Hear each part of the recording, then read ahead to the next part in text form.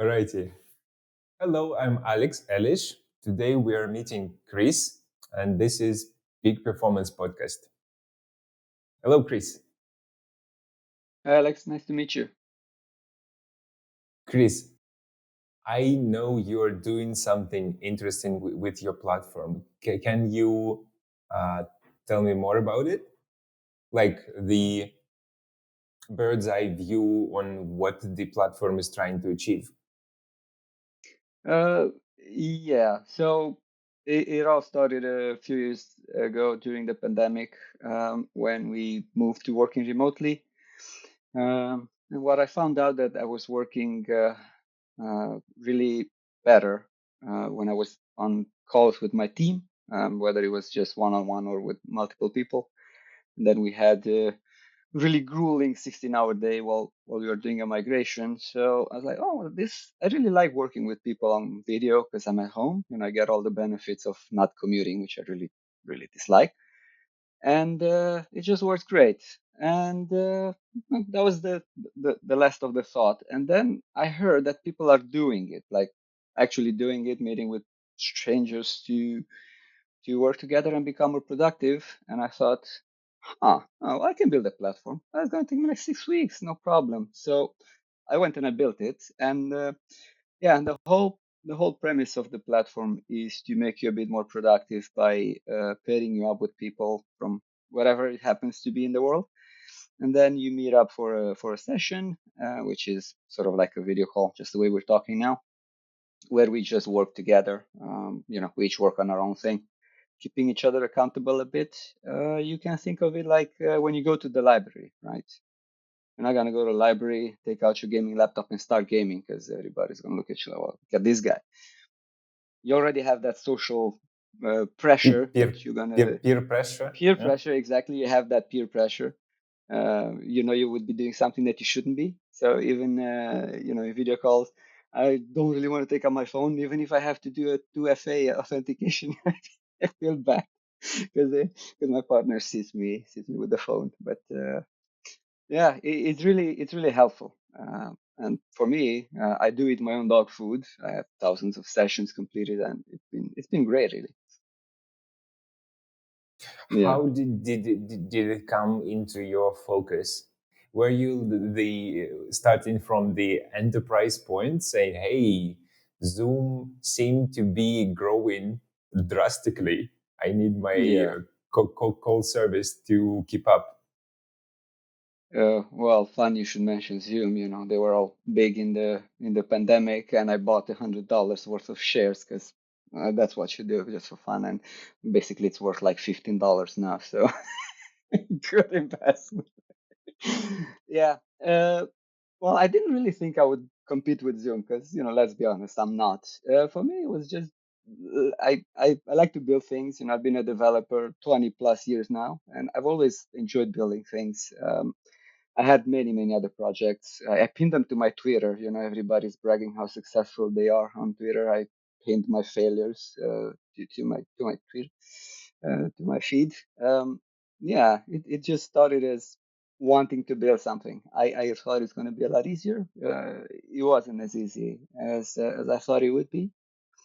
Yeah, What strategically, what I what thought what I do would what build do a you mean platform. the technical side, the video conferencing bit, or do you mean marketing or attracting people? Challenge-wise, you mean? Yeah.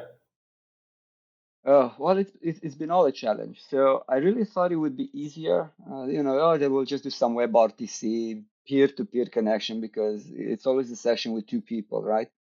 But even doing that, it has a lot of challenges. So while you and me, maybe we can do peer-to-peer, but if your router happens to be the same as my router and we're both using default factory settings, peer-to-peer is not going to work because there is a lot of stuff going on in the background. And I did a lot of reading on that. So initially we went with that, and I said, well, 85% of users would be able to use it because that's about how many people on the internet connections can work fine peer to peer. And we actually launched with a peer to peer connection, which sort of worked, but yeah, it was fine. And then Oh, I could talk about the technical challenges for a long time. There were a lot. So I had the No, video issue, I and think then this would be the most I still understand Mhm. that peer-to-peer connection is limited, and the most that I've done with peer-to-peer connection ever, my whole life is in Web2. The most that I've done with peer-to-peer connection, we played a zombie survival game in the co-op mode. Yeah, This is like the most I know about the capabilities of peer-to-peer between two computers directly yep, without yep. A server between them. but yeah, there is some server that we are still hooked to. So Yeah, it might be yeah, not the pure peer-to-peer, but the yeah. service. Did you get the idea and then go to somebody to verify it, or was it the project that you are kind of building for yourself first, and you used yourself as the ideal Yes. user and best case avatar for making it? Yeah. Well, I didn't know what an avatar was when I started building this. So first thing I did was, okay, I found out people are actually doing it. Then I found out there is a platform that does this already. I didn't even open it because I did not want to be influenced in any way, right? So then I took a piece of paper, as one working in IT does, and with a pen, and I started sketching a wireframe. So I just had it in my head, how what does this need to do, what page by page. Then I experimented. I went to the supermarket. I bought a webcam so I could have two and test WebRTC, video connectivity. And then I found a designer to do some designs, a logo. Then I tried to get some company to help me with the front end because I just couldn't do it all by myself. I was doing the back end and the infrastructure. So just one thing at a time. So the avatar thing, I didn't know what an avatar was, to be honest with you. I was trying to build it for myself the way I would like it to work. I was using myself. So even to this day, I use it literally every single day. I had to cancel a session with Dave. Sorry, Dave. I'll see you tomorrow for this call. So I do build it the way I like it to work. And then, of course, once I got feedback from users and say, oh, this doesn't work, this doesn't make sense, etc. Then, of course, we change it. So long-winded So answer. it's like a chat roulette, but with the premise that both people are willing to do some work, no matter what it It is. is, it is a bit of that, except with chat roulette. I think you just get paired randomly. Whereas in this case, so on the homepage you've got a big calendar because how else are you going to organize things on a chronological order? You choose whenever you want to work, or you create your repeat sessions. You can set them to repeat Mhm. daily, weekly, weekdays, forever and ever, or just five, whatever you want, right? So then we will create a session for you at the specific time. If somebody else has a session at that specific time as well, we will automatically pair you, right? Unless you ignore each other or one of you blocks the other one. It does happen. Or you're on the front page and then we will show you some sessions from some users and you can simply join them. We only show you available sessions, of course. So you can choose who you work with most of the time anyway. So it's not Mhm. that random. I Yeah. see. So you can both schedule it or Hmm. be paired by the service. Exactly. So for example, Dave, I have a repeat session every day at 9:15 a.m. Dave, who I know, we're BFFs now. Just kidding, but I do know him quite well. Yeah, he joined my session a couple of days ago. I get an email say, "Oh, good, we found you a partner."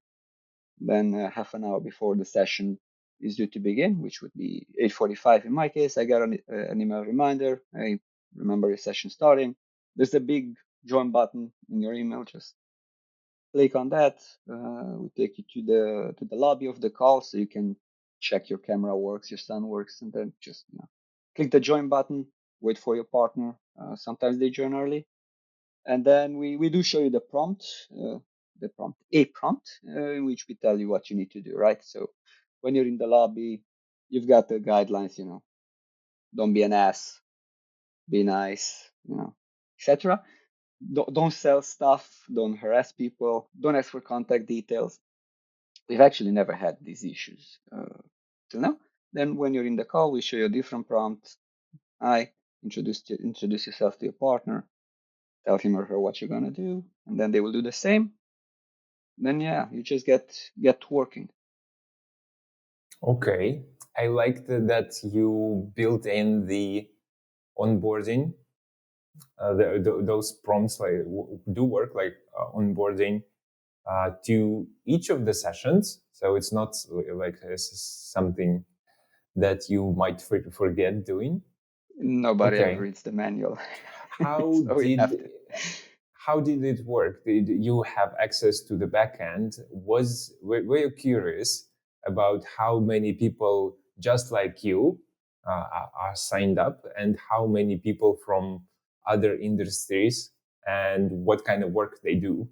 Do you have on sign up? Do you have a field where you ask what people are doing career wise? No, we kept it, and this is quite intentional, as simple and as minimal as possible. So I try not to add anything unless it actually brings any value.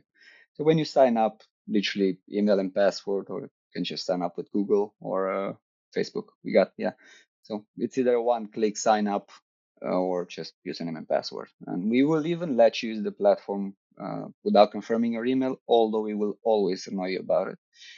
And then in terms of people from industries, well, I worked with people who have done the following: ironing clothes, cleaning up the cupboard in the kitchen, waking up, brush my teeth, take a shower, get ready for the day, assemble furniture. Oh, I really like that woman. She was from California, I think.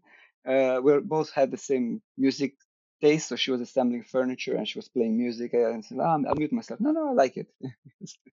It was the type of Fallout 4 music. Mm, And yeah, what else? Worked with a lot of PhD or students doing their thesis. Some of them I know, what they're doing around. Yeah, I work with a lot of developers as well. Again, from all over the world. Morocco, the US, Brazil. So you do get all sorts of people. We have some people who uh, they work remote and they feel very lonely. So they just come on the platform and they have sessions throughout the day, like every hour for all day, for the entire day. And they they made friends who do the same thing, and I didn't even know because they're on your side of the world, right? So I don't really intersect with them much. And then at one point I did mm. speak with one of them, and I was like, "What, really? Yeah, yeah, you've got a group, and we always meet and we spend all day in a call." So apart from these pre-scheduled sessions, we also have what we call rooms. So they're like an always-on call that you can come in and go as you please, right? Because sometimes maybe there isn't a session available. So you just jump in the room, we show you how many people, other people join, they see the room, and they jump in. So the rooms are, just like an open plan office compared to a locked office with just two people in it. So yeah, they spend all their time in the room. That's cool. It was And pretty cool. I mean, it really made me feel warm and fuzzy on the inside. were you always pursuing the uh, making stuff with this empirical approach, or at some point you uh, did a deep dive into the science, the psychology of why it works, why it helps people? Yeah, what can you tell me from that perspective? Uh, well, like I said, I had many failed projects, or at least projects I began and then never completed, either because I wasn't experienced enough, or I wasn't excited enough about those, or whatever other reasons. Or I realized, well, I have a full-time job at the speed I'm moving. The universe will have ended by the time I finish this project. So I just stopped with them. Uh, for this one, because obviously I've changed my, I learn new things.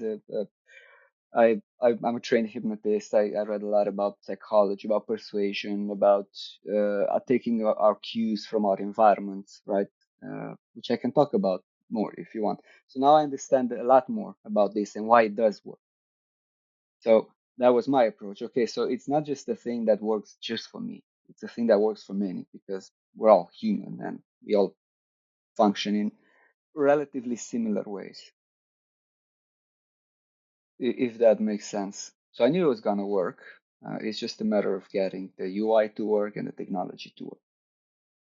Because Mm. yeah, just to give you one tidbit. So consistency. We tend to be consistent, right? So if I tell Mm. everybody, and I No. do tell most of us, okay, it's never 100% on anything, but people tend to be Mhm. consistent, right? So I go around telling people, well, I'm a developer of, want to brag how many years. Tell them, if not, just say I'm a developer, and also say I'm an entrepreneur.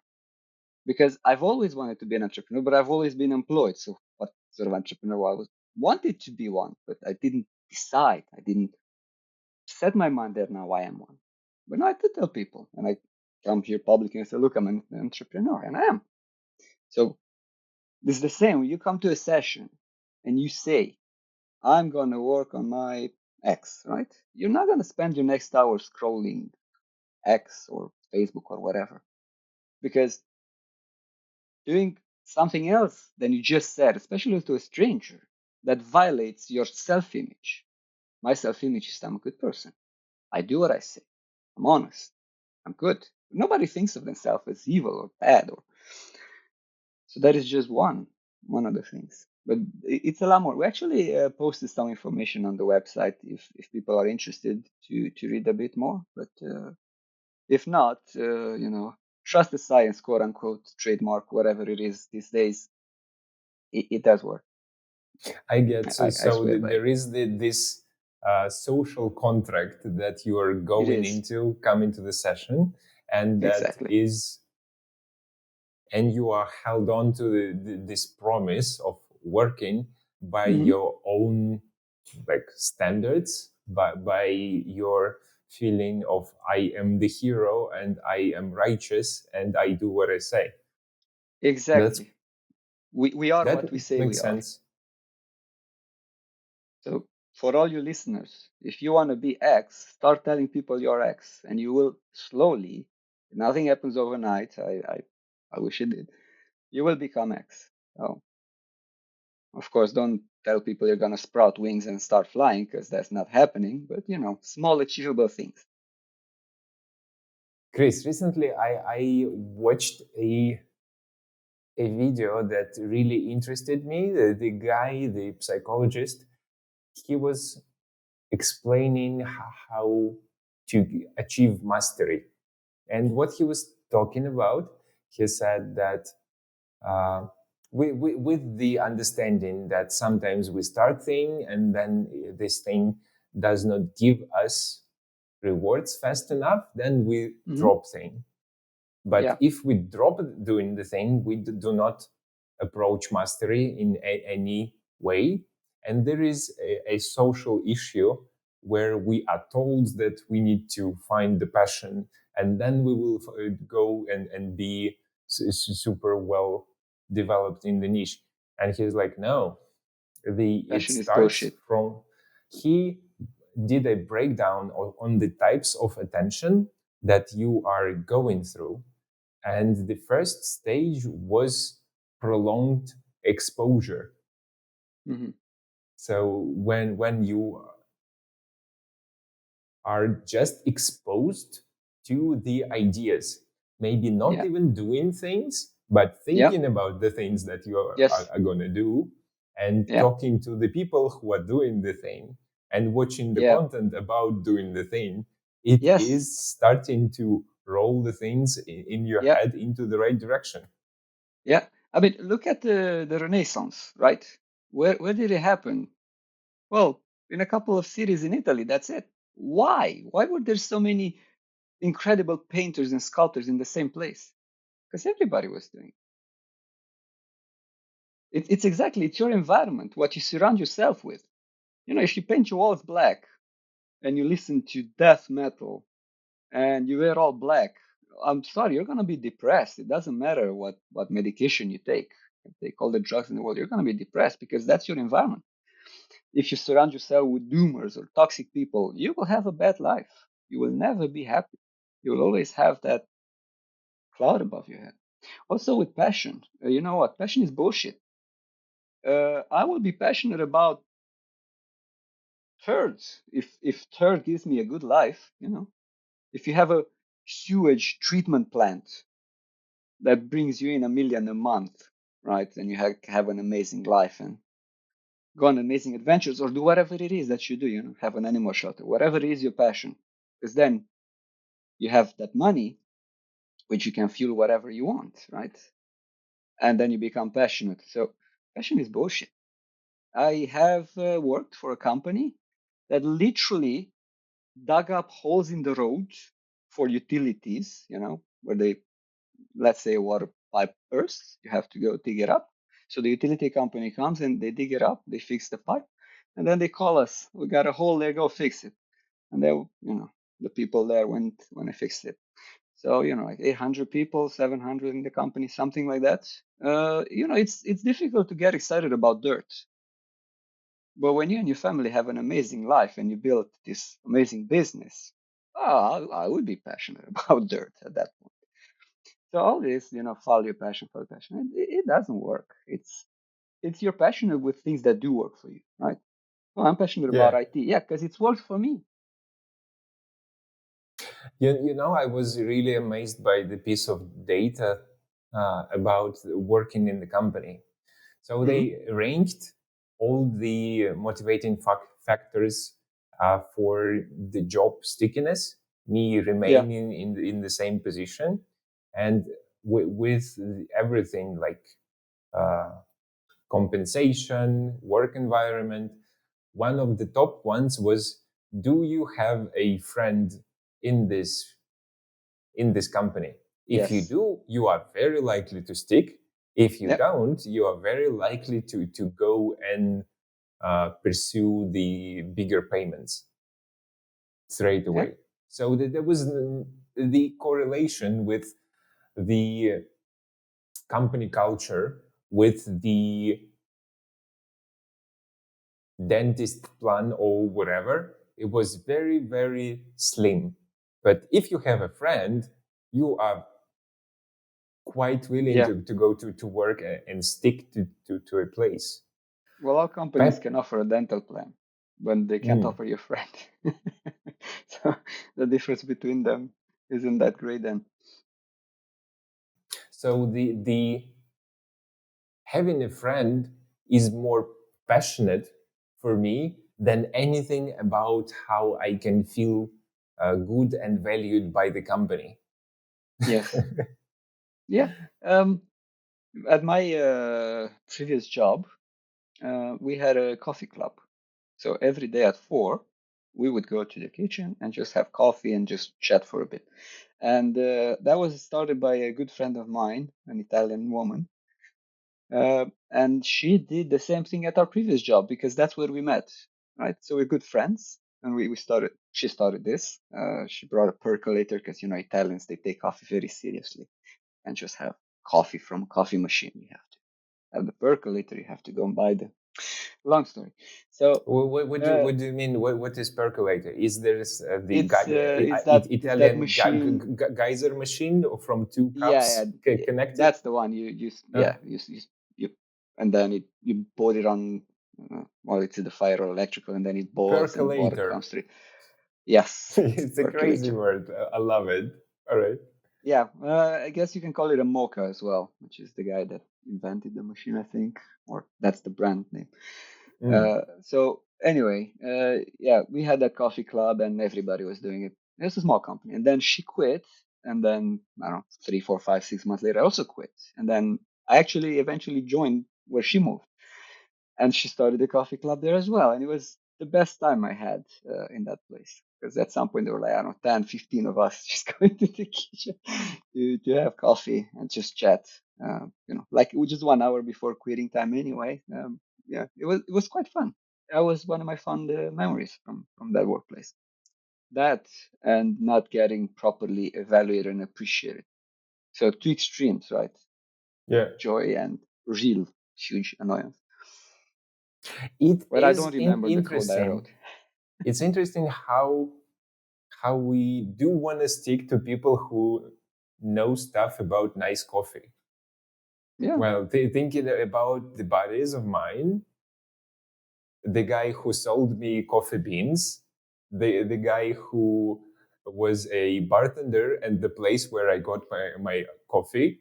So I just befriend people people who know stuff about coffee. Just figured it out. Well, coffee is good. By the way, Chris, I cannot forget to mention that I do not agree with your uh, example Which about one? about metal and dark painted walls. People who listen to dark metal and heavy music are generally happier than all the other people. You know why? Could Because be. they have a better chance to express bottled up emotions with the music. So they find it relevant to them and they have Hmm. uh, better expression. Hence, they are generally happier than their peers listening to pop. Okay, maybe that was a bad example. And there's a But, lesson to be learned there. but your Don't give example, examples, anecdotes. Don't give them, because then people tend to get hung up on the example, even though what I was trying to explain is to I not like surround the yourself with other one. negative The other things. example was totally on point about the toxic. If you surround yourself with toxic people, you will be miserable. And Yeah, that one I want to get back to because people do need to hear that. This is absolutely true, and yeah. the people that surround you average out to what you feel like in the end. Chris, you got introduced to me through Shane Trapp, Hmm. ADHD coach, and he's doing fun stuff. I like what he's doing. And I saw on your Focus 101 platform that it is also a very nice tool for ADHD people. Can Yeah. you talk about that? Well, funny enough, when I started building this, I barely knew what ADHD was. Not that I know now exactly what it is.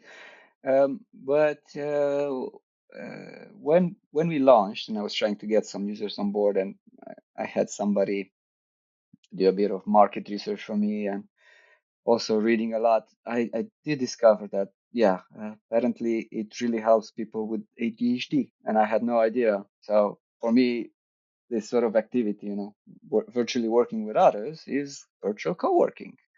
And then, reading and Reddit and whatnot, I came across body doubling. I was like, what the hell is body doubling? Body double is a copy of somebody. So they get shot and not the real politician. But no, apparently that's what people call it, body doubling. And especially people with ADHD use this. So yes, inadvertently I built a product for them without knowing. And that's how I met Shane as well, as he's also part of this ADHD charity. And Mhm. also we get some of our traffic from other ADHD charities. Yeah, so apparently we built a thing for them. I also had messages from users, who were asking me about this and that, and we went through an email exchange, and then she said, "Oh, thank you for building this for the ADHD community. It's an amazing thing you did." Oh, thank you. Now sign up to That- premium. that's amazing. Yeah. One of the ADHD tropes that I found out was that ADHD people who are capable for hyper focus. Hmm. So this is a like flow state where everything works out. I go into my project, I work super hard, super fast, super efficient, and Yeah. then it becomes my benchmark. I'm like at hyper focus uh, way of work. I am this productive and everything amazing. It feels good. I move forward with the project and everything is cool. But if this becomes my benchmark, I try to go into this state every time I go to work. And Yeah. it does not happen on command. No, no, it does not.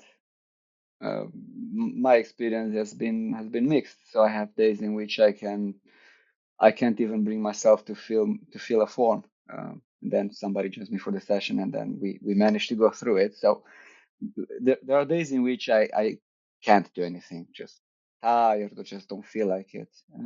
Then doing a session, I will do it. Also, there are times in which I'm very productive, but I don't feel like going in a session. I don't want to see anybody, so I'll just work by myself. And like last week, I was working till I don't know, 12, maybe it was past midnight on a Friday evening. So Friday, I can barely even talk. I'm so tired. I forget my words. But that day on Friday evening, I was on fire. I was working. I don't even remember what I worked on. I just remember I was productive and I worked till late. So my advice from my personal opinion, but don't listen to me. I'm just some guy on the internet. Uh, Make up your mind. It is a lot easier to maintain a rhythm than to have these spikes, to keep chasing these spikes of productivity. Because okay, maybe today you're doubly productive, and then for the rest of the week, what are you gonna do? So it's better to keep that inertia going, because slow and steady wins the race. That's sort of how it works for me. So I try to be productive every day as much as I can. Sometimes it's more, sometimes it's less, but every single day I move forward. Uh, Another piece of advice: always monitor your energy levels, right? So I know I need to do marketing, and somebody was saying on X, "Do you like to do marketing?" And I said I would rather walk barefoot on shards of glass with lemon juice. No, I don't. So just the bare thought of having to do marketing for me, like, oh my God, kill me, right? So Mhm. I know I'm not cut out for marketing. I should get somebody to help me with marketing. So you should also try to do the things that do give you energy. So writing code, fixing a bug, adding a feature, or that kind of stuff. Oh yeah, come on, let's do this. I'll do it free. I'll pay you. Let me do it. Therefore, just following my energy, I can achieve things. How do you gauge the energy levels that you have in this or that day, and how do you spend it? What's your strategy there? Maybe you have an approach that you can share. Mm. Well, I just wake up in the morning and I see how I feel. So this morning I woke up quite tired, but I also went to bed a bit late. So I fed my cats because they eat at 6, and if I don't feed them, they wake me up.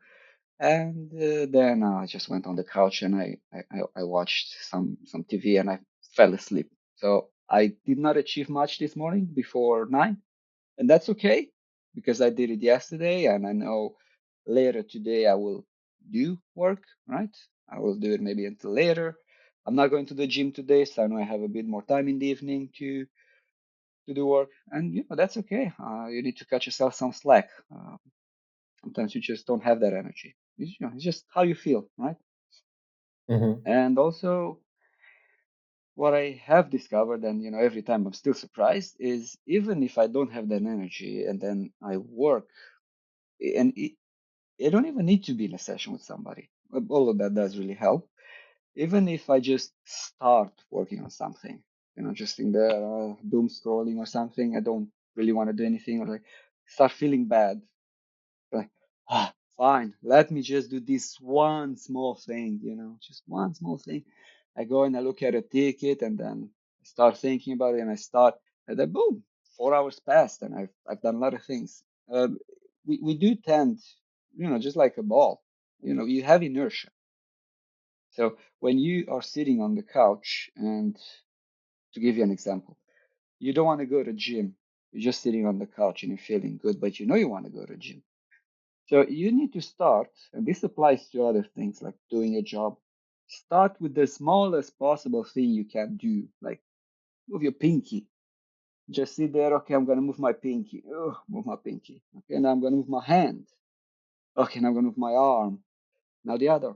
And slowly you will either get annoyed with yourself, this is stupid, let me get up already and go, which sometimes happens to me. You're like, okay, fine, I'm moving. Okay, I'm up. Well, might as well get dressed, might as well put on my shoes. Okay, go get in the car, go to the gym.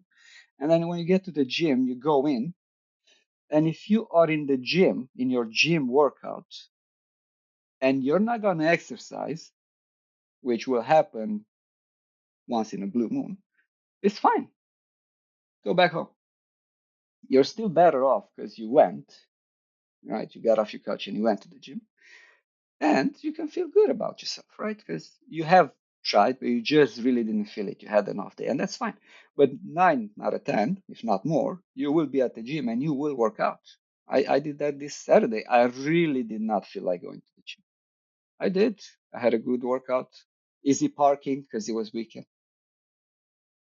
I So like yeah, how follow your this energy. strategy also lowers the perceived barrier, perceived commitment that Hmm. you're doing. You're saying, hey, I go to the gym, and the Hmm. first 5 minutes of me exercising are Yep. mandatory.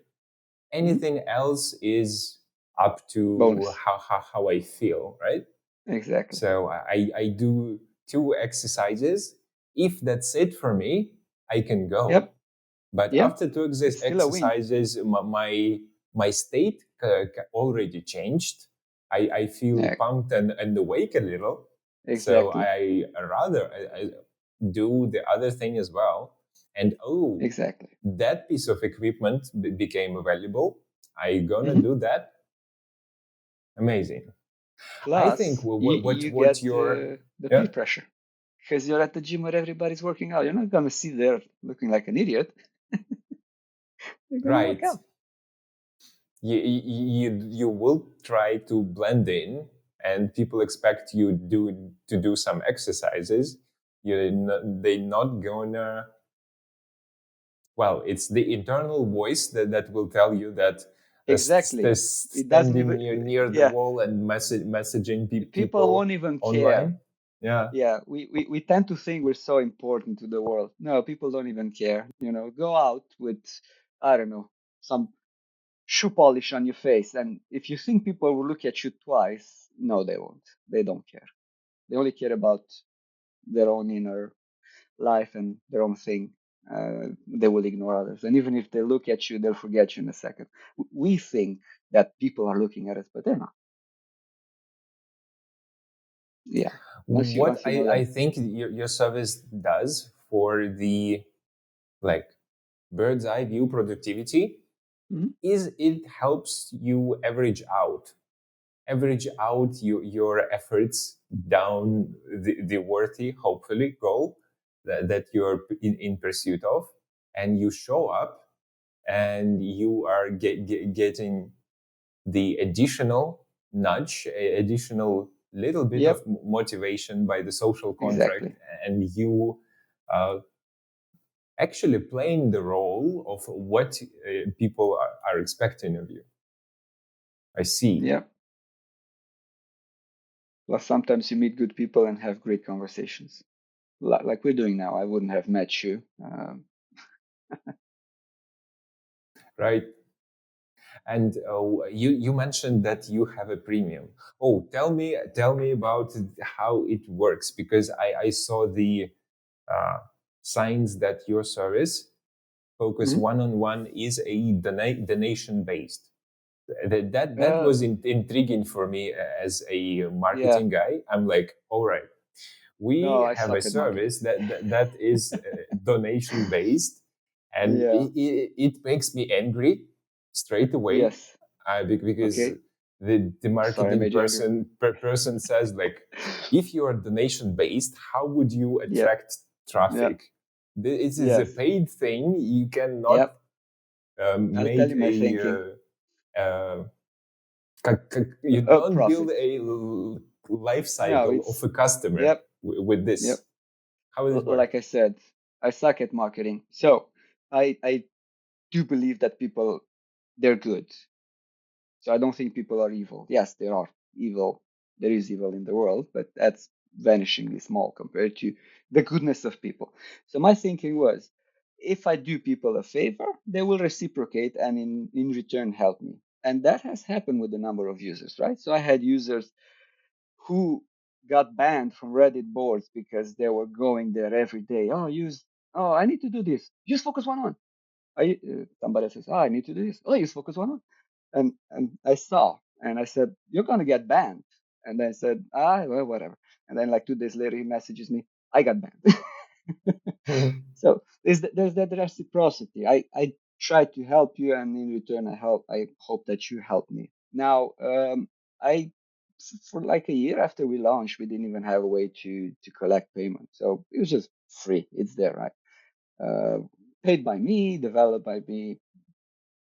We can talk about that as well.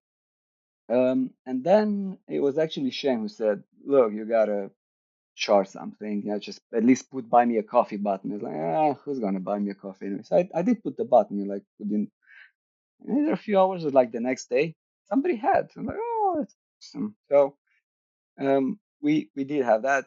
People did buy us some coffees, and then we did bring in a premium tier. So that will give you a few extra things. So right now it is honestly probably too generous free tier, which I think we're gonna have to nerf down a bit because the initial contract, when I say contract, I mean what I wrote on the website is okay, join, it is free, it is premium. When we bring in premium, if you're one of the beta users or founder users, we'll give you a badge and lifetime premium, but it's no way to run a business. It's not making me any money. It was a labor of love, if you will. But long term, at some point, we do have to at least break even. I'm not gonna be a billionaire from this. I know that, but I'm trying to run a business. Okay, so the premium tier, we give you a few extra things. We have user groups. So if you want to work with your mates or you want to do, I don't know, Dungeons and Dragons with your mates, I really don't care. Do whatever you want.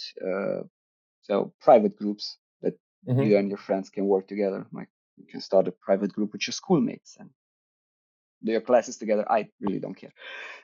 Okay, so we have that. We have preferential matching. So when we pair people up, we always pair the paying users first. So if you're free and can't find a partner, then maybe upgrade. Then any other features that we build in the future, they will be paid. So we do have some ideas and what people suggested. Also, if you want something like, oh, can you build this feature? Yeah, but you're not even an active user, let alone a premium user. I'm sorry, I'm gonna put it there in the backlist, but it's gonna be right at the bottom. Yeah. So the idea was that because I do believe to circle back that people are good and they will support us, we'll somehow make something, and we do, but the number is very, very small, to be honest with you. So, uh, yeah, we will have to at some point have to nerf down the free tier.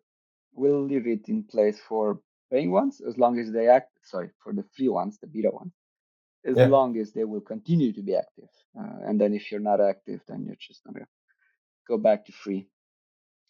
you Like know Shane said, bless your what socialist ways, but you have to pay. You have to charge it. It's a long I answer. have Sorry. I no worries. I get it. I am thinking about the stuff that I seen in Argentina that Mm-hmm. is really fascinating. So at every building entrance, they have a huge monitor that shows a person looking at the cameras.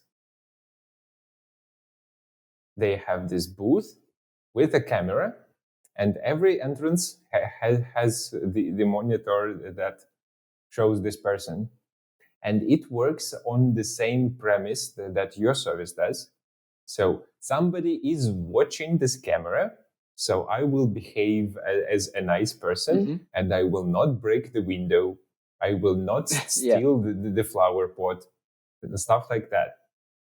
The easiest way to grow your service a lot and grow the revenue would be to put one female developer looking person code in front of the camera and pair that lady to everyone who is on a paid tier. So it will be not one to one, it will be one to all the developers. They will not be talking, they don't need that. So that lady is coding, and it is a pleasant company maintaining all the social contracts that you perceive for yourself because you are working, and on the other line, a pretty young lady is also working. What if you are a pretty young lady yourself? Do you get paired with a pretty young man? How how many females do you have in your service? Oh, we do. Yeah, plenty actually. I didn't count, um, but I think it's probably like an even split. I think they will join the nice lady rather than I'll uh, every other. So I'll just you ask Henry Cavill to do yes, to do an appearance. is that guy available? Henry Cavill on the background just coloring his Warhammer Warhammer, figurines. yeah. Yeah, and everyone just join. All the male audience will join him as well. I will join him as well. All right. Yes, let me just talk to my lawyers and see how I can get his image. Yeah, first you need to definitely go and check with the backend. Will it be all right with the Henry Cavill level of traffic? Yeah. How Well, how is your scaling? Do you have any uh, instances of your service automatically pulling up when Henry Cavill goes online? actually, I did spend quite a lot of time on the infrastructure. Now, this is another life lesson, kids and adults. Always build things that you can win out of in more than one way and that you cannot lose out of. So, the example here is so this is a real thing, it's not an analogy. I went, I built this thing, and now I had to put it online. So, how am I going to put it online? Well, I have to use Kubernetes. Isn't Kubernetes complicated? You say, yes, very. But it was also something that I didn't use much at work. So I'm a cloud developer, actually, cloud engineer, but I also do a lot of development because I started as that. So I went and I did it with Kubernetes. I went through, I don't know, 4 or 5 iterations until I'm at a place today where it is stable, right? And it works. And yes, if I want to scale it, all I have to do is configure it to scale. At the moment, I actually turned it off. At the moment, I turned it off because I don't need it. There's no point, and sometimes it just scales up and down, and it annoys me. But yes, I built it in such a way that it can scale.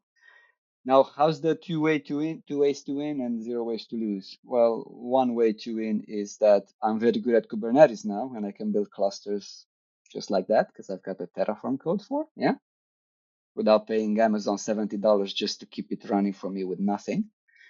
And the second way to win, well, if Henry Cavill joins, I can easily scale my platform. Amazing. So, having that scale when I would look for a job in the future, for example, in cloud, well, I can just put this project, I can put Kubernetes experience, and they'll send a limousine to my house to pick me up for the interview. Slight exaggeration there, Flashy. but you get the idea. Yeah, exactly. Just What a bit of hyperbole. what features does your service currently provide on the paid tier? Well, obviously, all the things that you get for free. So you've got the sessions, as many as you want. You've got repeat sessions, as many as you want. You've got the rooms. You've got your private user groups. So if you play Dungeons and Mm. Dragons and you don't Private like groups, Zoom, yeah, makes sense. yeah, you can come here and do your Dungeons and Dragoning thing. You've got white sounds, so if you like to hear the rain in the background or wind or coffee shop or whatever, I use it all the time as well. What else do we have? We also added a Pomodoro if you didn't have it on your phone, and we also added a to-do list as if you needed an extra one. But, why not? So there's quite a bit going on there. But I think the biggest feature, and that's what most people use, are just sessions and the rooms. White And noise you do is have the white sounds. actually Yeah. the playlist that I listen to on Spotify. I Mm. don't know why I still have a paid subscription Hmm. when the only thing that I do is put white noise into my ears. Well, and you should be on Focus 101 in a session with white sounds because, we've got a nice little widget there on the bottom and you can listen to white sounds and Right. work with others. What's the paid subscription? What does it go for? Well, again, my socialist ways and believing in people being good, I said, pay whatever you want. So we have users paying 5, we have users paying 10. We let them choose. With us started Are you $5, I saying think.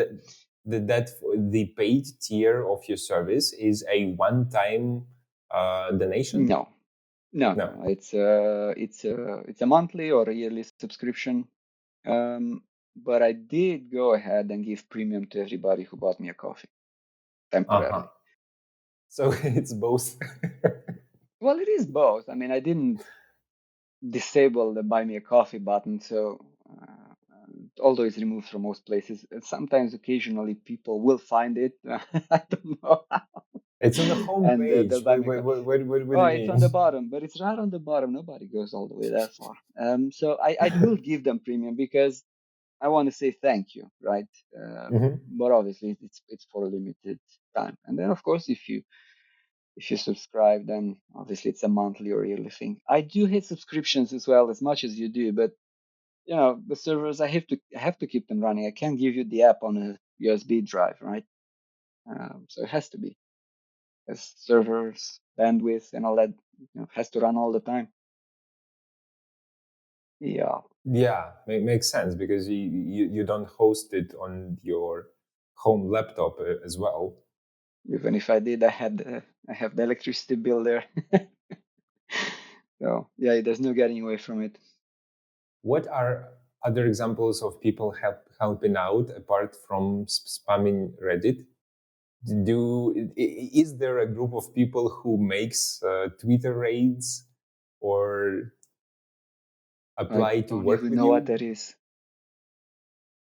Um, Oh, well, it's we the same as in Reddit, but when they attack a few people will attack an account that has a lot of followers, hmm, and they just spam those bigger accounts with numbers. So people I who see. follow those big accounts will see their message. They call it trade. All right, I didn't know. Thank you. Right, so I've had users offer to translate to their local language, which they've done, and then they disappeared. So they didn't finish, but we used ChatGPT for the stuff they didn't finish, I think. So it's okay. So we had that. We had people post about it at their local school, I think, or university, or inviting colleagues. We had somebody print and distribute flyers at an ADHD convention. So yeah, that reciprocity does work, but you do need a lot of it.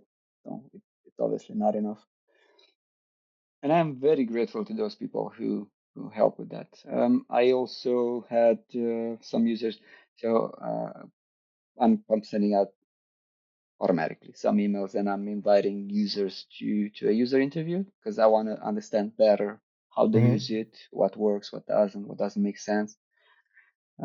So some are doing that as well. I had somebody else offer to give me some marketing advice.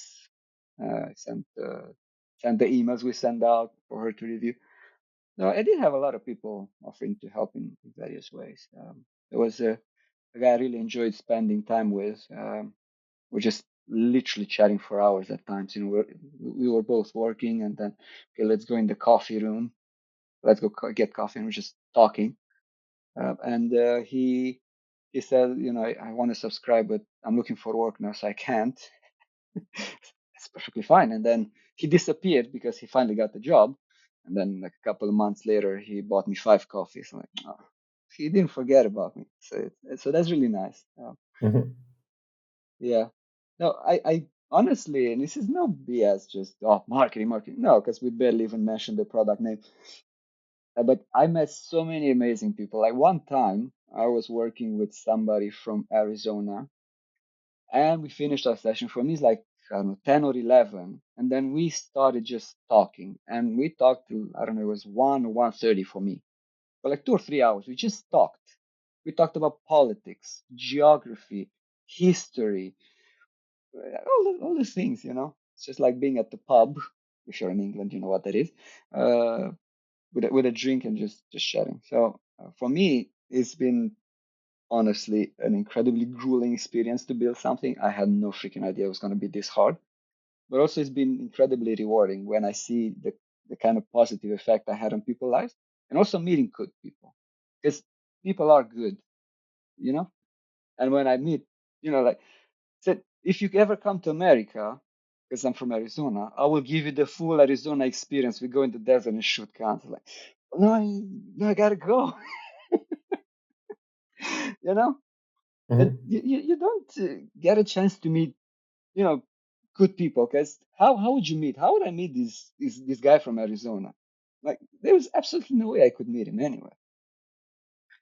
So in one way, yeah. But I've also met people who are like, hello, I'm doing this. What are you doing? This. Okay, let's get to it. And then at 10, how was it? And, okay, I was successful. Thank you, bye.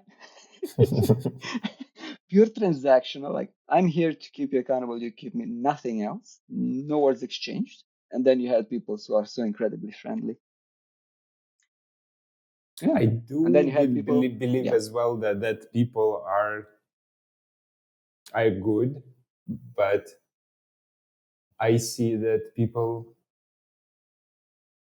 I don't know. I don't guess about bad people that they don't like me too much. Seems like that they are going their own way as fast as they see me. Yeah.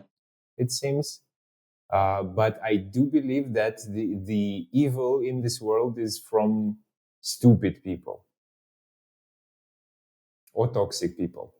Sometimes it's the same where the toxic is all people now. They can come around as stupid, but that's my theory.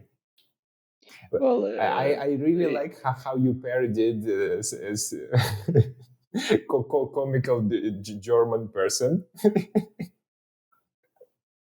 yeah. Nobody in their mind thinks they're evil. That's Yeah. just how it is, right? So nobody thinks they're evil. They may do evil things, and sometimes they are evil people because there are, but they're vanishingly small. And on the internet, everybody's mean. Yeah, I'm guilty of it at times. I was mean once, and uh, the guy said, "Well, maybe now you should apologize," and I didn't. And then I came back like a year later and said, "Sorry." But it wasn't anything bad. It's like just complaining about being denied boarding during COVID because the test wasn't in English. It was in Italian in Italy, and I was like, "What the heck, right?" And then somebody posted, "Oh no, look, here are the rules." I'm like, "Okay, well, I didn't see them. I did check the page, but I was pissed. So I didn't." register right now. Maybe I should apologize. Fine, sorry. A year later, but I did. But nobody wants to be bad on the internet, but we always think of that person. We don't think of people as people because it's just some profile picture, which most of the time isn't really a person, right? And it's just some names saying 140 characters or something. But you can't boil down complex ideas to one tweet or one post on X, whatever it's called now, right? And then we all, you appear as evil, you're bad or stupid, and it's just easy to insult people because How there's do no you consequences. You don't how get do you punched in the survive face. Twitter? I don't post much, and I try to not say anything uh, that can be interpreted. Also, I post very sarcastically. So if Mhm. there's something like we had some issues here in the UK with people being arrested for posting on Twitter. So there was something based on that, and I posted sarcastically because somebody was arrested, or I don't know. They were talking about pepper spray, which in England you're not allowed to have pepper spray. In England, you're not allowed to have a brick on your person unless you have a very good reason. Because they say, well, it's a weapon. Yeah, but I'm a bricklayer. Oh, in that case, it's okay. But if you're not a bricklayer, But you don't get to carry a shovel. Yeah. exactly. So, long story short, I just posted sarcastically. It was about pepper spray, and I was just making jokes like, "Oh my God, what if that woman is gonna use that pepper spray to season somebody's food too much? Because pepper spray, big whoop. You Yeah. know, it was in Denmark where a girl, it was being investigated by the police for having pepper spray, which she used to stop a rape attempt on her person, and the Mhm. police are going after her. So then, like, I mean, what can you say to these kind of things except, in my case, extreme sarcasm? Like, well, my God, that weapon. What if she seasoned somebody food? it, Twitter is a hate-filled place, and it has to be a hate-filled place because hate brings in clicks and scrolls. Uh, Posting good things doesn't much. We're all driven by emotion, so it has to be all online interactions have to be hate-filled or joy-filled. They cannot be factual. Like, I painted my wall today. It is white. Nobody's gonna like or care about that. And if I say I painted my wall today, it is white because it is the color of myself, and it's the fill in with the racist stuff. I'm not gonna say because somebody might clip it and say, "Oh, racist," and then boom, everybody is, and that's in the interest of these big companies, right? Because they want I'm likes and wondering clicks and interactions. how I'm being a bit that cynical now. Sorry. don't worry. I'm wondering how do people explain the bigger ideas with the obsession of short form content and like low character limit until I care.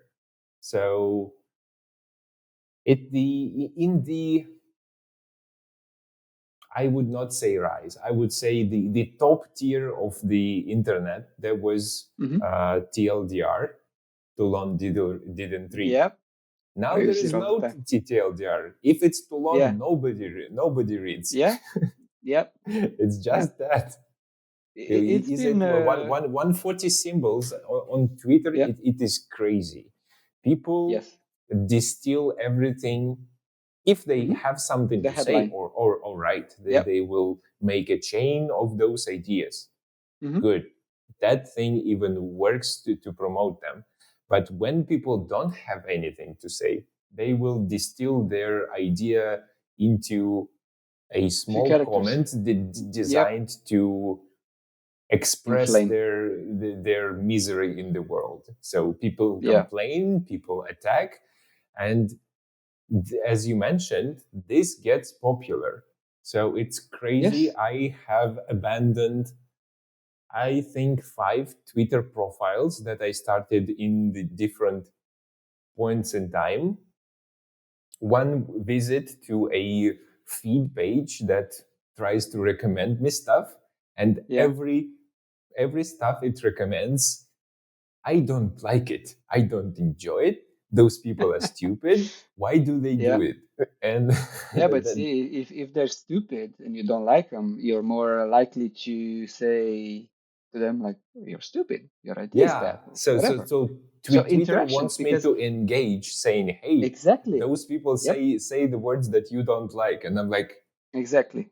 "Yeah, Yeah. So it's either that or it creates the echo chamber effect where everybody agrees with everybody, and then when they go out in the real world and they find out that there are literally people who disagree with you, oh my God, mind blown.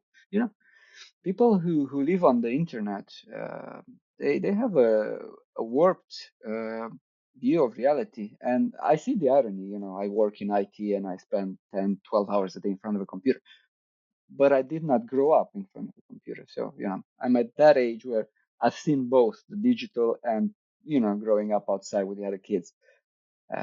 What's happening now? We are not evolved to deal with this as people. We will figure it out long term. We will figure it out, but right now, do you think we there's a will?" crisis of mental health. Yes, I'm incredibly optimistic on this. Yeah. Humanity always finds a way. So if you look even throughout our history, uh, I actually use this one from Scott Adams. He calls it Adams's law of slow-moving disasters.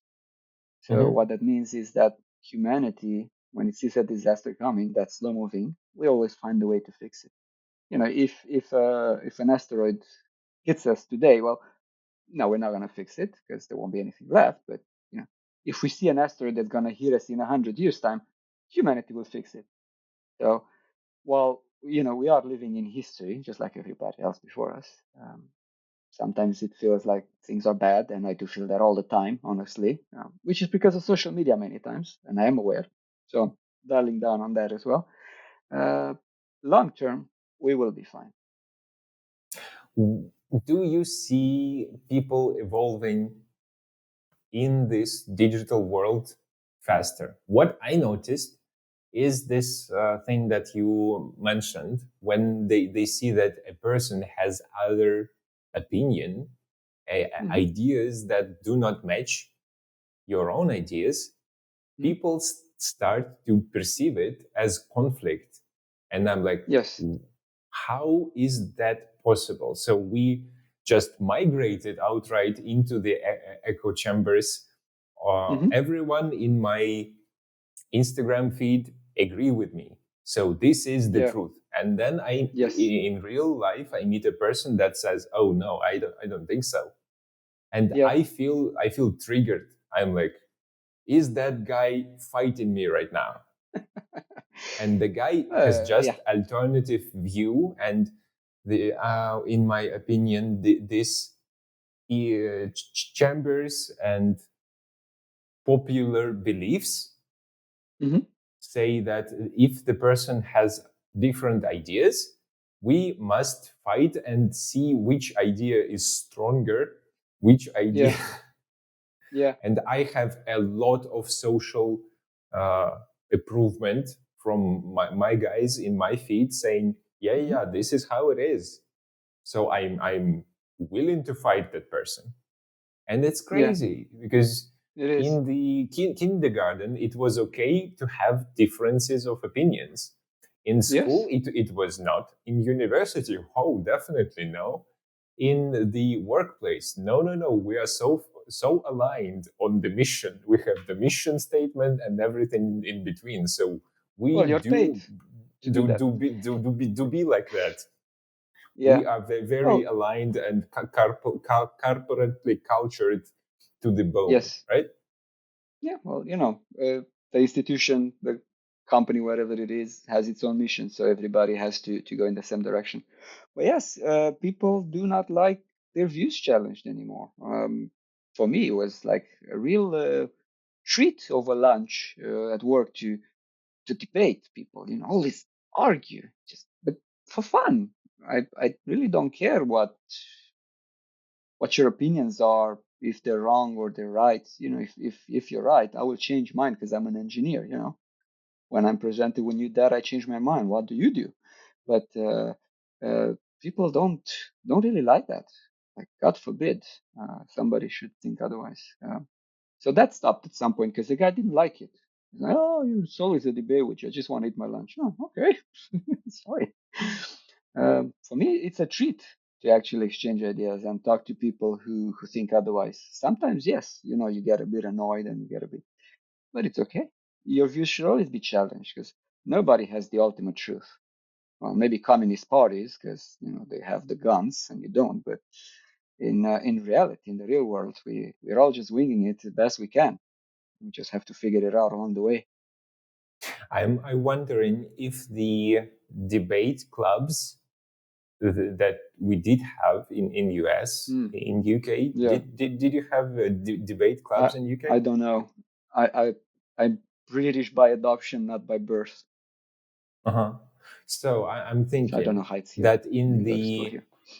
debate club, one Hmm. at least one person, time from time, will take the side that does not confirm Hmm. to Yeah, yeah, their personal opinion, the and opposite. then they have to play the role.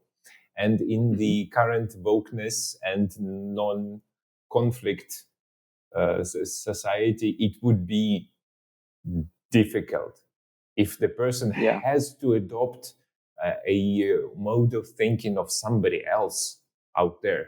It would be a painful scenario. Did they already ban all the debating clubs? Well, I couldn't tell you, but I can tell you that people are very fragile today. Simply not agreeing with them, and some of them go nuts. I mean, we see them on the internet go viral all the time. Uh, and we could talk about this all day. There's a mental health crisis. If a different opinion affects you in such a way that you start screaming, or you want people banned, like banned. I come from Romania, which was a communist country, a totalitarian regime. I wouldn't wish that kind of stuff on my worst enemies if I had any. So I know what it was like, mostly from my parents because I was too young. It's absolutely horrible. And then you hear people from Western, quote unquote, liberal democracies banning stuff. What do you mean banning stuff? Well, you think just because you ban whatever, it's just gonna disappear? You moron. It's gonna go underground, even if it's a bad idea. Like it's just gonna go underground. You're not gonna know it's there, and it's just gonna fester. And it's just gonna compromise your society in one or more ways, maybe a lot, maybe a little. But simply banning things does not stop them. So anyway, I'm not for banning stuff. Yes, virtual co-working. I think that your stuff is better than Pomodoro. I think Pomodoro is a thing that, Mhm. specifically for ADHD people, is a more distracting thing that it can ever help anyone with ADHD. I don't Yeah. know. It probably works for neurotypical people. Yeah. And you mentioned you want to build it into your platform.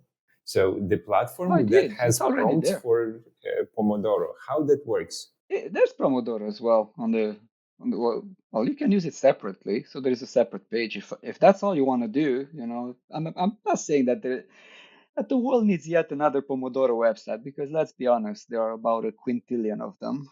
That many zeros. Slight hyperbole there, but we've added it. I mean, why would we want you to leave the platform for your Pomodoro? So we've added a page for that, and we've also added a nice widget. Again, what in the call or the session on the bottom, you can just do your Pomodoro as well. We'd added it You, all. you mentioned that it was a challenging slope, developing everything and finishing the project and making it live and getting the audience and then Yeah. making sure it is scalable and stuff. How much time did it take? Uh, you mentioned that the development you started in the COVID times. Did Hmm. you actually manage to finish it before COVID ended? I finished it. Well, finished, quote unquote. We put it live. What's today? 12. I think on the 19th of September 2 years ago. So it's been live 2 years now, give or take a few days. It took me about a year and a half, I think, to build, um, just because I had to do all those discoveries, Kubernetes clusters and all that, backend, front end. I had to use a digital agency for the front end, and they sucked, so I fired them. Then I used another one who were very slow, and they made so and so. So I didn't use them anymore. And then I finally found a freelancer on GitHub of all the places, and I've been working with him for 3 or 4 years now. So he's done virtually all the front end. So yeah, it took all close to 2 years to build. But you have to keep in mind that I have a job full time, so I can only do a bit of work in the morning, wake up at 6, do a bit of work, and then after work, What do you weekend. do on your day job? Right now, I am a senior cloud engineer, sometimes a lead cloud engineer, depending on the project. And yeah, before this, I was a lead DevOps engineer, which is basically the same thing. Just ran the DevOps team for a fintech here in the UK. So all of the stuff that I built, I just build it in my free time, which is why I got away with it for so long without charging people, because I do need the money, obviously, because building things is very expensive. Um, but also, I don't rely on that revenue because I got a job. Yay, jobs. Yeah, it's hard. But I must say that everything that you do the first time is hard, right? And my second project, which we're not here to talk about, but I do have a second project. That's something else. Well, I built that in 3 months. So, from Why 18 don't months we to three talk months. about it? Tell me Well, you know, what does it do? right. Well, during my building, I needed to send out emails, and I didn't know which platform to use because there's a lot of them, for transaction emails. And I use one and I use the other, and they do the job fine. But they annoyed me in various ways. Either the free tier, because I was only sending out a few emails a day, so that was either not enough because there were days in which I sent more than 100 emails, which was a good problem to have. But then I didn't want to upgrade to premium because the difference between what I needed and the minimum tier was so huge. It's like buying a bus to take yourself to the supermarket. I was like, well, it's not efficient. So they annoyed me in various ways, and I was like, okay, fine.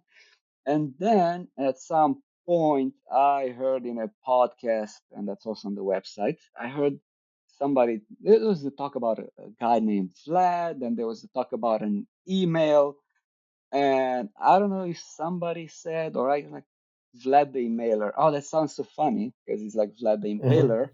Yeah. And I'm from Transylvania and I've been to Bran Castle. And it's like, Vlad the Emailer. Oh, it's freaking hilarious. I'm sure the domain is taken. So I go, oh, it's free. Holy shit. Buy all the variations of that domain. And then I sat on the domain for 6 months, a year or something. And it's like, well, now Focus101 is sort of feature complete. Time to build the next thing. So I went and I built Vlad the emailer for transactional emails. And that took me 3 months. Yeah, and it's live. We're taking on beta users now, and I'm using it internally just because the name is good and it's funny. And Focus101 works on that service. Uh, some internal emails work on that. We're still building some admin panel for users, not for me because I just use the API for everything. But yeah, we do send out a lot of emails through it. I don't know, I think like yesterday I had like 1,500. Yeah. How does what's your rationale for efficiency compared to Signal, for example? Um, Does that go actually cheaper than using no, API of the big cloud guys? no, no. No, it's probably not cheaper. But I'm a builder and I'm an entrepreneur. So yes, I built it for myself. I make sure it's good, it's not shit.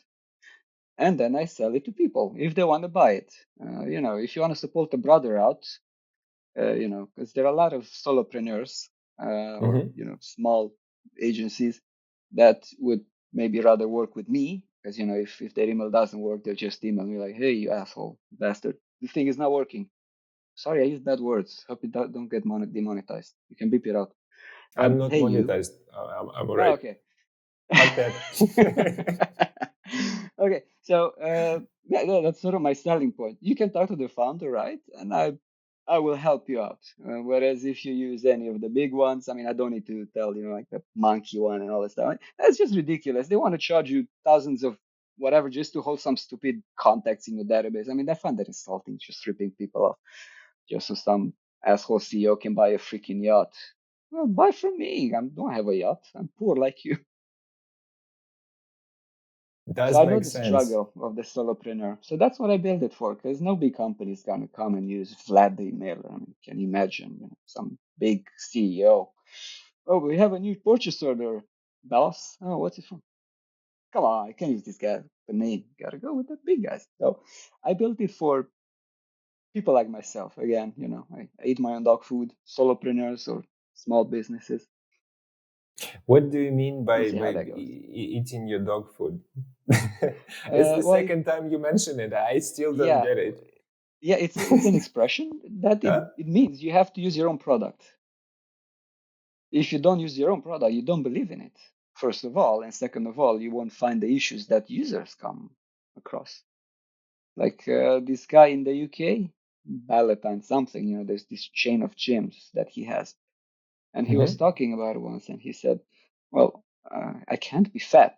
I have to be fit. I mean, I have a chain of gyms. And you can't be the owner of a chain of gyms with your name on it and be fat and not fit.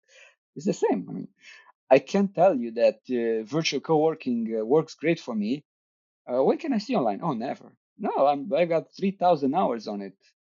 No, it's actually more than that. I've got 3,000, close to 3,000 sessions. But I've got a lot more because I spend a lot of time in rooms and also sessions extend. So if you want to stay on, we won't cut you off. So it works because I use it and I know it works. So yeah, long story short, that's what eating your own dog food means. Mm. Eating your own product, using it. Makes sense. I wanted to ask you about the team. Do you work with the freelancers or do Mhm. you want to attract talent? Yeah, what is your plan for the next 5 years for the service? Yeah, I have no idea what the plan is, honestly. Well, I want to grow it, obviously, and we do have new users coming every day. Some stick around, some don't. So to answer the first part of your question, I mostly work with freelancers because, like I said, I have a job and I also do freelancing, by the way. So if you need the cloud work, hit me up. If you need your All right. Kubernetes built, Yeah. yeah. And I take that money that I do from freelancing. So I don't pay myself because I've got a company. I get that money and then I pay that money to either cloud providers for my servers or to freelancers, which I use. So for front end, I have a guy I work with and he's like me. He's got a full-time job and then he does freelancing on the side. So I'm his freelancing client. Hmm. Then for design, I worked with three designers so far or four. One of them did the first version of Focus101, and then he disappeared because he got COVID, and then he got this, and then he just disappeared. I wish you good health, Kishan. Hope you're doing well. Then I used a couple of others, and for the back end, it's all me. It's all me. In front, it's just me. And then what I also do, I try to help out juniors that I know, or sometimes I meet on the internet, because they struggle to get experience. As a junior developer, nobody will hire you because you've got no experience, but then you can get experience because nobody will hire you. So what I also tend to do is to give them work to do if they want to on some other project, because I've got others as well, or they're mostly ideas. And I also put them in touch with my senior front-end developer. And I say, this is your mentor. You send his questions to him. He will help you. And then, yeah, I pay my front end developer to mentor others, which I'm happy to do. I noticed that your website does not have videos of We don't people have videos. working. Yeah, you have illustrations. The, the, Hmm. the, but to understand your service, I need to read. It's it's it's it's not 2024. Fair. I shall have to go back to the recording and make a note to put video to this. These are good things. So thank you for the feedback. Yeah, we we built a website quite a while ago, and I haven't updated it much. Long-term plan is keep growing the platform. As far as I'm concerned, it is feature complete. While there are new features I would like to build, until it's at least breaking even, I'm not planning on building anything massive because I've got this other project now, which is almost complete at the level that is suitable for me. So I build it for myself first and foremost, and then if it's good enough for me, then I'll make it available for others. You are very modest. You know that. I want you Oh, I to can I can brag to if you want. say bigger stuff. Say bigger. At Well, least I do want a boat. till I you do want to break buy a even boat. is not big enough to aim for. Well, I do want a boat. I mean, I am envious of the The CEOs of boat, boats, but only yes. because I don't have one. So I would like to have a boat side by side, and I want my boat to be bigger and with a helipad. All right. Yeah, I'm that joking. works. I'm joking. Two helipads. Right. So obviously, I wanted to grow. Yeah. I want it to be a big platform. I hate that I see there are other co-working platforms that charge $40 a month. Are you effing kidding me? It's like, seriously, people pay that much? Like, are you insane? I don't understand. Why would you would pay that much? I mean, with $40 a month, you know. Anyway, I do want it to grow. I do want it to make me money. I wanted to hire people that work on it full time. I want to make it better. I want to make it faster. I mean, I know some endpoints are slow as heck and they annoy me every day. But the amount of time I have to spend to make it a second faster, it's just not worth it at this point. I remember during Yeah, COVID I want to there quit my was. job at some point, but I'm not there Oh, yet. you do? Well, who the hell Why? wants the job? I mean, I do like my job. Don't get me wrong. The company I work for, I love everybody. They're amazing people. But I don't know if I want to retire doing this thing that I'm doing right now, right? Mhm. Who wants to? Not me. There's nothing wrong with wanting that, but I like to build things and I like to be able to do things that bring me joy. If you work in the corporate world, oh, you need to build this. Okay. How do I do that? Well, you need to find the right people to talk to. Right. How do I find the right people? And you need to go through a million hoops just to find the right person. And things are very slow. I'm a man of action. I like to do things, not sit by the water cooler all day. Is Scrum as bad as people tell me? Uh, Remind me which one that one is. Is The that the one with the the ceremonies?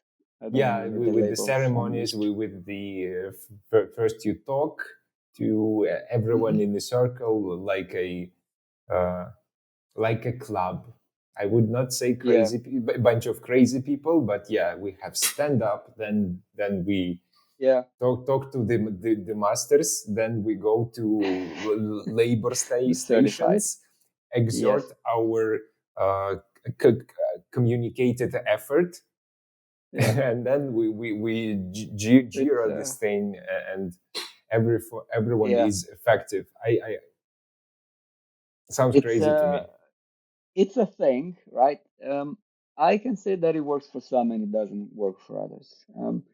This this trend, Kanban and Scrum Master, and all, while they do work for some, they don't work for everybody. It's always a trend in this industry, right? Oh, this is gonna fix everything. This is gonna make everything 10 times better. Oh, we're doing agile. We're doing 2 week sprints. Okay, go outside, my friend. and sprint for 10 kilometers. Show me how it's done. There's no such thing as sprinting for 2 freaking weeks.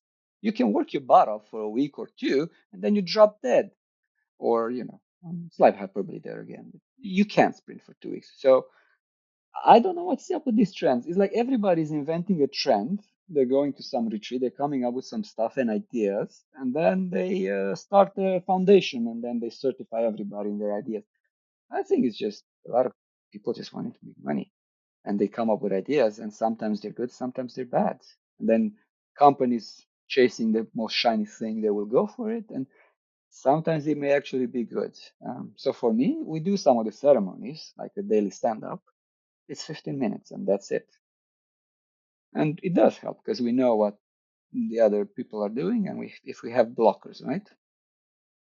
But then when you, for that's again, this is my point of view. I'm just some guy on the internet. Don't listen to me. I have no idea what I'm talking about. When you put everything in a box, but the people don't fit the box, you're just putting them where they don't belong, or you're forcing a way of working on people that can't work like that. I have colleagues who wildly against it. I mean, they could rant on it for days, I think. It's quite funny to listen. So yes, to answer your question, yeah, some of it is pretty bad, and some of it actually does work. But there's no silver bullet, I contrary to what they would say.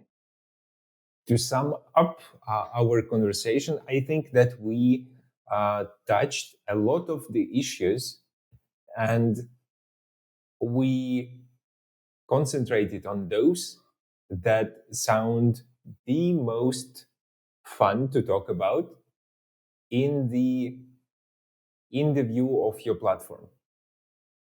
Yeah. So Yep. your platform is working in spite of many issues that we touched upon in this conversation, like being distracted, like doom scrolling, like toxicity on the It is. internet, and It is. all the stuff that does not allow us to be effective and move with the project, and challenges that we have to face within the project to make something to production, to drag the idea through all the thorny things to the completion and share it with the world. And Yeah. your service seemed to be helping that. I don't Well, it see is. the distracting things on the internet. I don't see hurtful comments. I'm with the No. real other person who's trying to Exactly. get something into reality, whatever it is. Is it Exactly. constructing some shelves from IKEA? Is it coding? Is it uh, engineering the cloud? I am so happy with that. Within this conversation, you maintained the level of technology that I do understand, using the technology keywords that I picked up in my startup Yeah. years. I did work with a Kubernetes environment, and I saw the engineers and what words they're using. That It's was not nice. easy. I It's not for worked the with faint-hearted. a communication part, so I do know the vendors that you are playing against with the mail delivery services, and that Oh, is amazing. yeah. I do like that the dream is alive. It's not Steve Jobs, the other guy's dream of using a personal computer to uh, get in the competition with a big corporation. They have a lot of Yeah. resources, and you They have the do. technology that helps you do the same thing for you that they're doing. And no resources. Yeah. Well, just this, but not much else. Yeah. Well, it's building. It's good fun. What would be your advice, considering uh, the path that you've taken with Focus101? What would be your advice to a person who just has this idea that Mhm. they are trying to move into creation phase, the production. Yeah. Yeah. Oh, the person who potentially will feel all the pain and angst and the deadlines or wherever if you set them up during the development. So they're in Yeah. the beginning on the start line. What would be your advice to them? Well, my advice, first of all, arm yourself with a lot of patience and be good to yourself. But just start, right?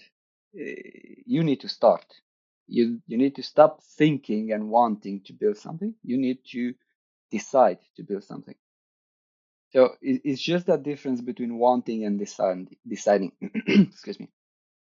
Yeah, okay, I want a yacht, but I haven't decided I want a yacht because if I decided, well, maybe I'd go out and I'd sell my house, I'd sell my computer, I'd sell everything.